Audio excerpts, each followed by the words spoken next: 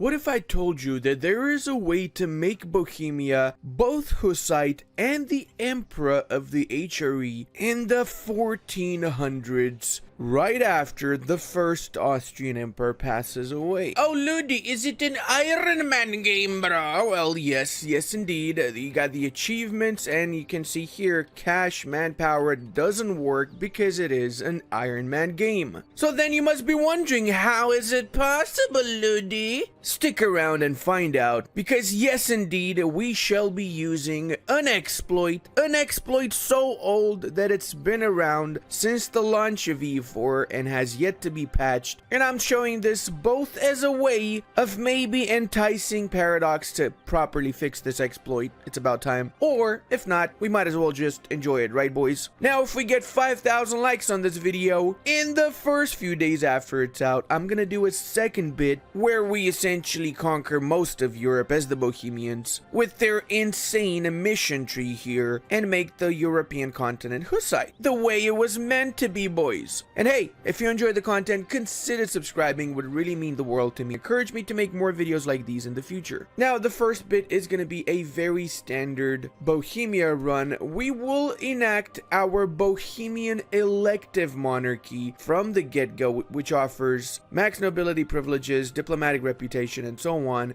You probably noticed from this particular interaction that I did right now what the exploit is if you're one of the, you know, the people that played this game for 5,000 hours and has no friends and barely goes out. But if you're not one of those people, then you're still probably wondering what the F is going on here, Ludi. And I'll tell you what the F is going on here, broski. We're cheesing the schnapps out of Bohemia because that's the way it's meant to be played, boys. Now let's go ahead and give it the +1 mana privilege for all 3 of the estates and the rest of the standard estates privileges. The cool bit is that we can give the +2 Diplo relations privilege from the get-go because we do start with our 2 initial vassals of Glogo and Opole, voted best vassals by the Bohemia Times magazine of 1444. Take note, Bohemia is one of the few nations that starts with a little bit more crownlands. That's why after seizing we have 10% crownlands as well, rather than 5%, which is basically a standard for most nations in EU4. It is also time for us to ally ourselves with our HRE friendos here.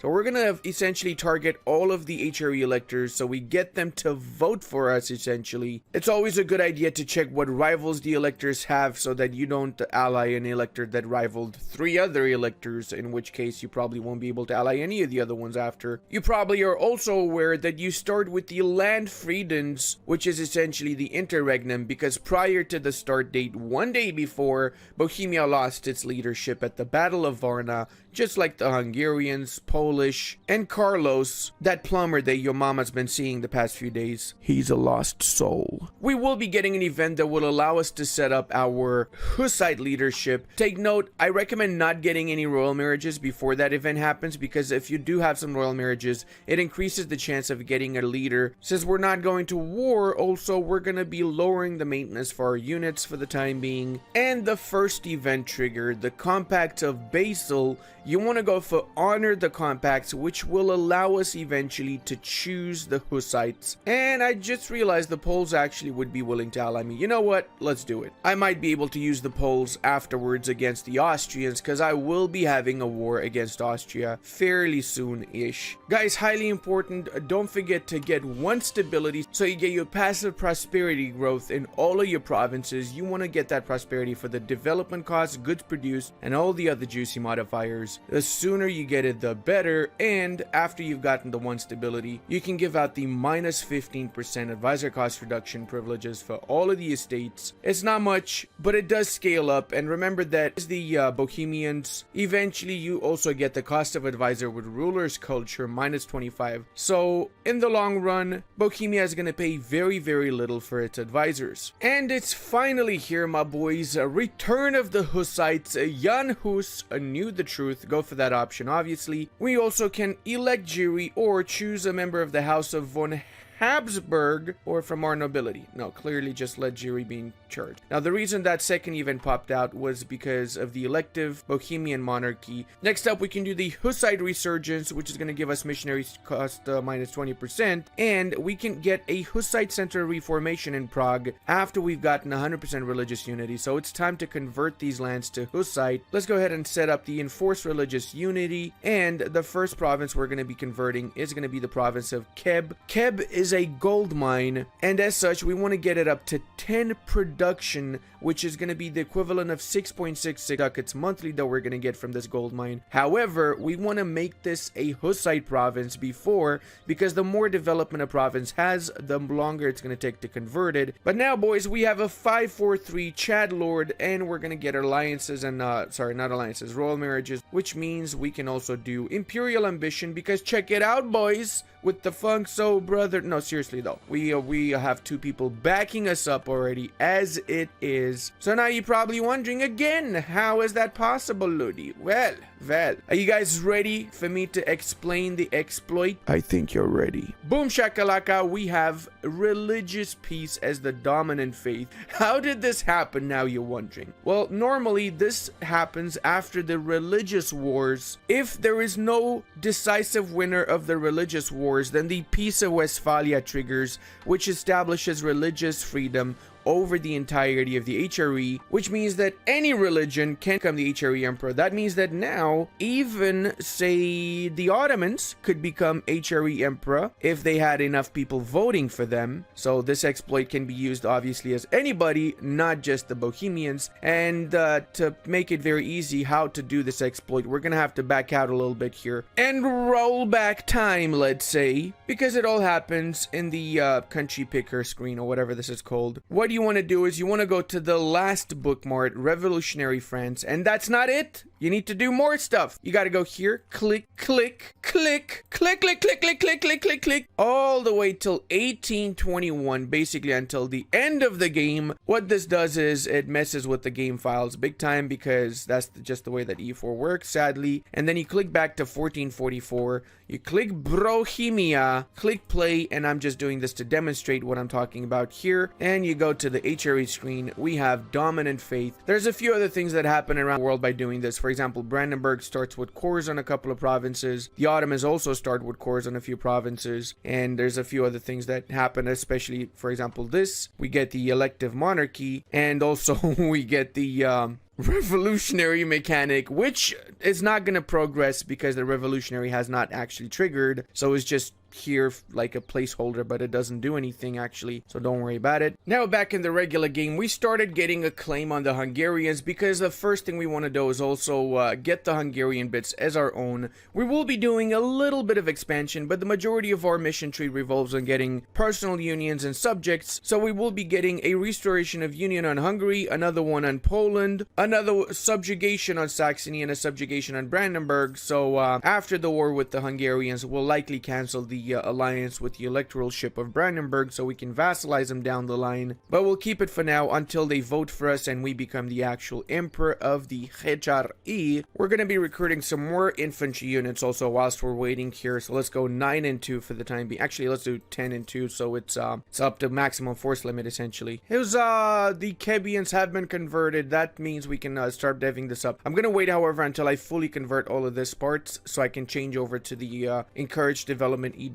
when I start actually developing the province. Now, however, I'm going to declare my war against Hungary, so let's get back our diplomat, and it is Timius Fideus Voltius. We're going to go for the conquest of Pozoni, and we're not co-belligerating the Austrians, but because they are our rivals, we can humiliate them in this war, and as such, we can do humiliate Austria mission that gives us that subjugation CB on Brandenburg later down the line. Hopefully they're going to be focusing on my allies rather than myself for the initial bit of this war. They have 19,000 units, so it's not really that difficult to take care of the Austrians. Let's get a general as well. No siege pips, feels bad, man, but it is what it is. We're going to be rushing for their capital. Once we have Vienna and we've occupied a few more provinces, it should be more than enough to peace them out. And then we can actually focus on the Hungarians after we've peace out the Austrians. Remember, kids, always peace out the allies of the primary war target, so you can focus on the primary war target in your particular games, unless the situation dictates otherwise. Oh, hello there, Poland. You want to join the war?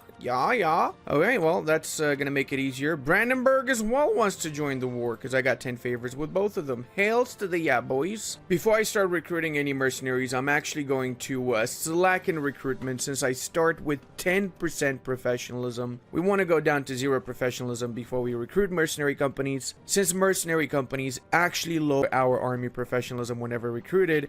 And I am going to change a little bit of plans here, because since I called in the Poles, I'm going to prioritize sieging down these provinces. Otherwise, the Poles might try and siege them before me, and that's a big no-no. And to also divert their attention, I'm going to give the Poles objectives in Austria so they stay away from my Slovakian lands. Yep, this is exactly what I was worried about. The Poles have actually taken Zemplin for themselves because they clearly have an interest in taking these provinces, even though before the war started, I put myself as the, I set up these provinces as vital interest. They still didn't transfer this down to me when they sieged it down. So that is, as we call it, eine Problemenstein. But on the bright side, this has turned into a very, very easy war right now, with the Hungarians getting their absolute butt kicked by the coalition of everybody in here. And hey, we got 5 people voting for us, boyos. Look at that. We just need to wait for the Austrian to pass away, and then we are officially the HRA Emperor as Hussites in the 1400s. That's right, it's ridiculously broken. Hey, we can even get our first church power.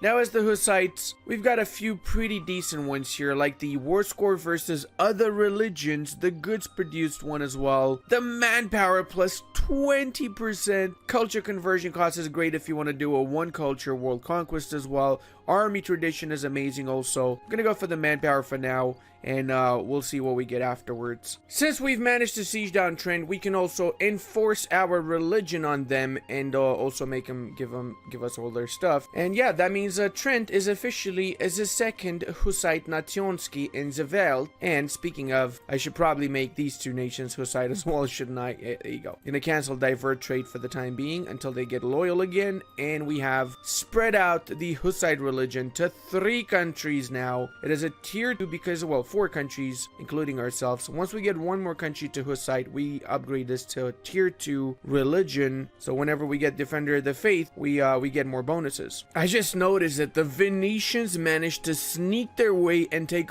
all of southern Greece before the Ottomans managed to take it. Curious to see how this is going to actually play out in the Balkans. Maybe Venice is going to become a superpower. Speaking of, I'm curious if you guys want me to do a Venetian video for 135, since Venice did receive some interesting buffs that make it a pretty good contender for the richest nation alongside the English. Now back to the Austrian war, we do need to get 100% war score since we have a lot of things we want to enforce on them. So we have to wait until all of these sieges are finished before we actually peace them out. Oh no way! The Venetians just declared war on Austria. So the Austrians are so weak that even freaking Venice decided it's time to attack them. Bruh. And it seems like the Iberian wedding triggered. Aragon as a junior partner of the Castilians. This is insanely good RNG for Castile. They got the wedding super early on in the campaign, so they might be a great power contender still for what's left of this campaign. And we also have an incident in the Empire. Hopefully the Austrians make the right choice of letting the Teutonic Order join in the Empire.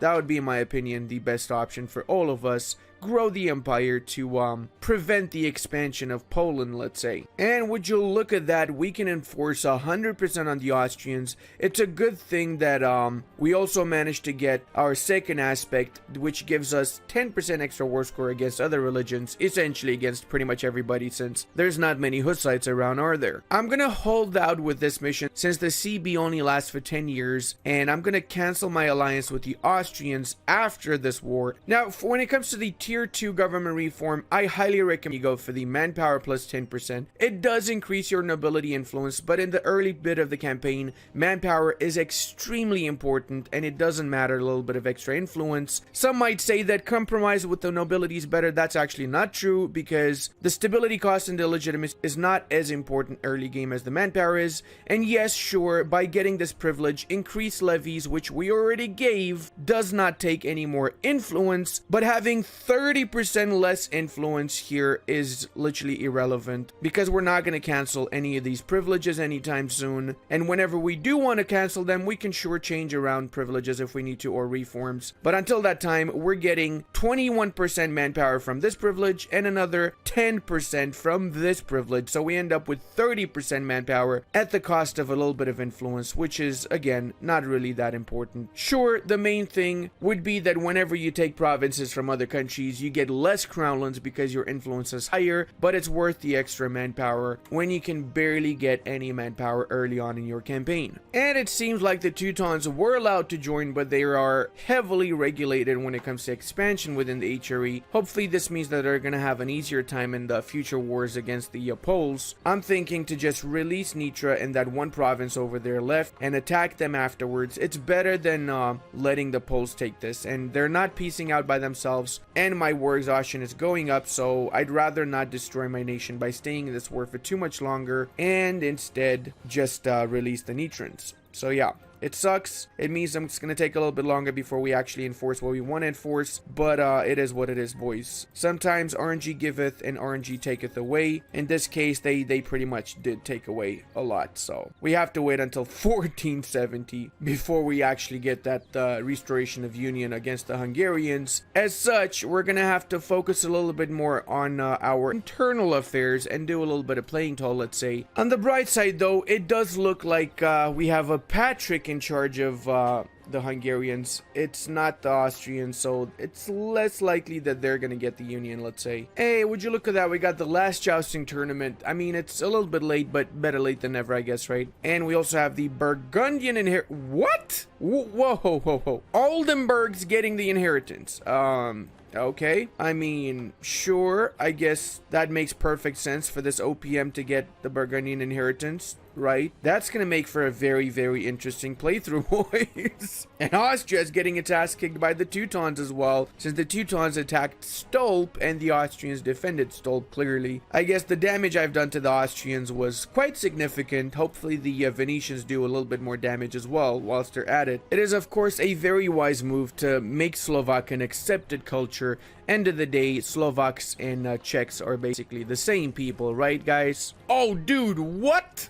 Vaclav? No. This guy is not Vaclav. This guy is Maximus Czechius Matius. Get it? Get it? Maximus Czechius mate. Come on! It is time to annex both of our vassals now. It is going to be really fast, in fact, literally 1.5 years, but it's going to kill our Diplo power generation, so, yeah, we might want to be careful with that. Also, let's give out the nobility integration policy privilege, so this way it costs less and we don't get the Diplo rep debuff after we finished integrating both of our vassals, and we can still get one more privilege when we need to.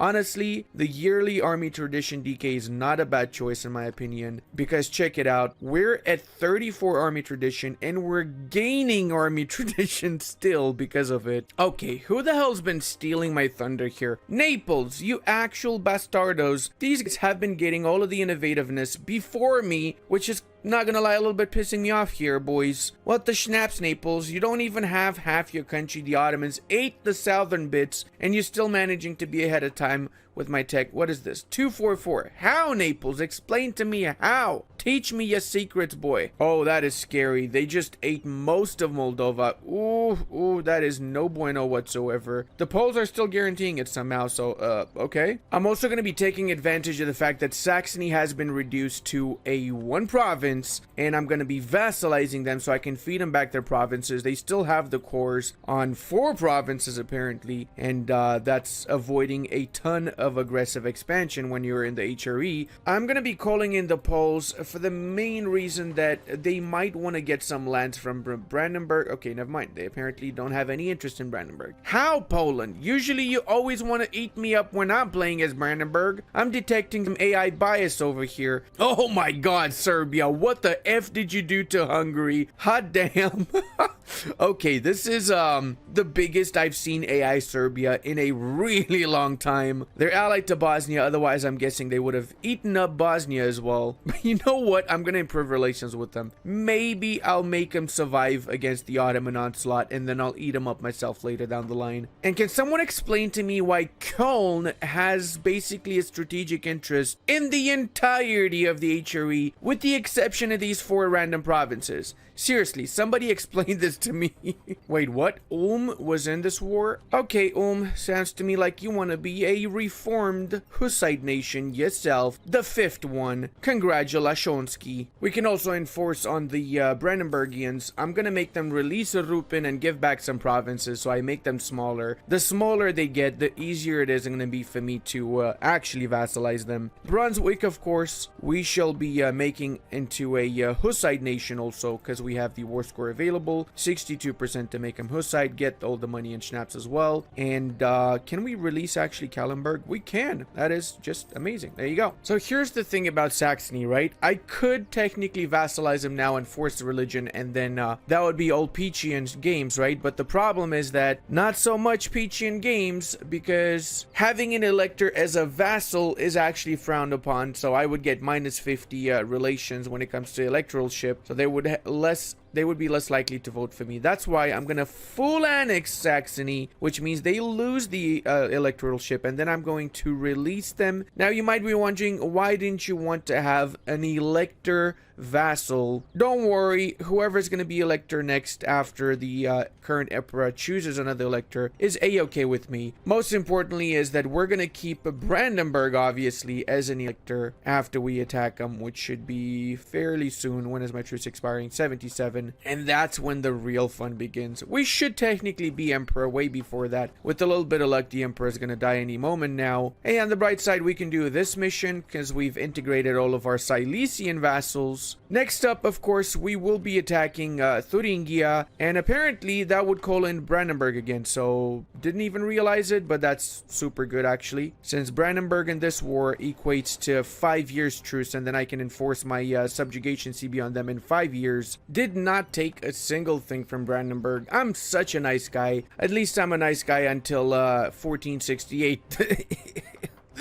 Now, obviously, I stayed in this war for a little bit longer so I can, again, convert more nations to my beloved religion here of Hushiticum, as we call it over in Bohemia, clearly. This totally what everybody in Bohemia calls it. And 95 to... What? Demantic... What? Goslar? You want to be Hussite, don't you, broski? Yeah, you do. Oh, okay, I see. Wurzburg also managed to get Nuremberg. That's why I only have 50% war score with them. I was wondering what the F, I have all of their provinces, but the reality is I did not have all of their provinces because they went Schnippeldorp on Nuremberg, boys. Alright, now we can actually get them to become Hussite, and we can also do the final peace deal, get all the provinces from Thuringia for our beloved Saxon Vasalski, and also we're releasing the nation of Coburg, simply because we can. Why not? I believe Coburg wants to be independent if we have to ask them, right? Now we can also do a little bit of playing toll, and we can start building our workshops around the country. And what the F? I just realized Magdeburg took a huge chunk out of Brandenburg. Oh my lord, this is getting delicious. I had some pretty nasty RNG with the Poles cucking me over in Zemplin, but it's not as bad as it seems. I would have preferred to have Hungary as a PU by now. That would have been insanely overpowered, to be fair. But hey, we take what we get and we make the most out of it, right, boys?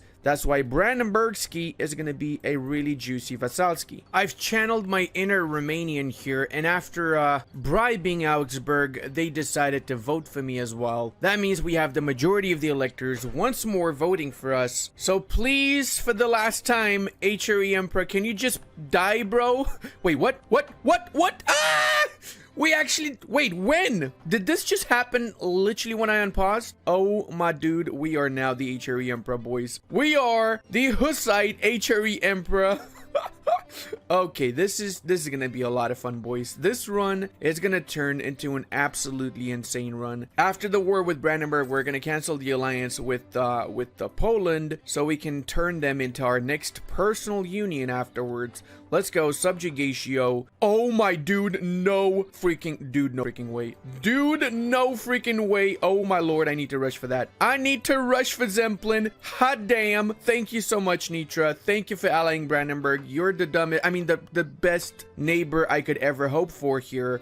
And we got Charlemagne's legacy as well. By the way, guys, if you won this save game, I'll make it available to all of my patrons and channel members, so don't hesitate to ask for it. I think you're gonna have a lot of fun continuing this as well yourself. Obviously, we're not calling anybody in because we don't actually need any support in this particular war. We can handle little old Brandenburg ourselves, let's face it. And we got some rebellions, just as I said that, of course. Well-timed rebellions, even more. Well, these ones I'm gonna pay off, so it's fine. You know, really, the best part is that we can actually, we can get achievement points. That's what I was gonna say. We can get achievements in this run as well, even though, let's face it, that initial exploit with the bookmarks is just absolutely broken. Not only for Bohemia, a lot of other nations, they can get specific government reforms and such from the very beginning because of it. And hey, we can get our Central Reformation, right? Oh no, we need to convert Moravia. We didn't do that. Wait, where are we converting then? Why didn't I not convert Moravia? Oh, sorry, Ostrova. And the final siege is here. Boom Sakolokos, Arrivederci Zemplin. And now let's go over to Brundenberg and make them also our little Vasalskos. Get the money that we can get from them. There you go. Apparently this is how much we can get. And that's it, boys. Now